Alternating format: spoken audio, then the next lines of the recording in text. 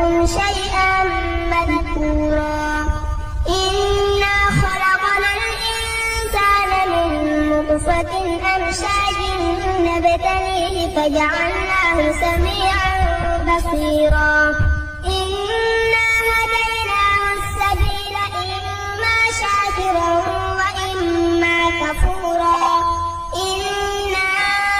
أعتدنا للكافرين سلاسل وأغلالا وسعيرا إن الأبرار يشربون من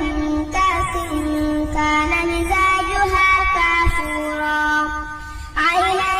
يشرب بها عباد الله يفجرونها تفجيرا يوفون بالنذر ويخافون يوما كان شره مستطيرا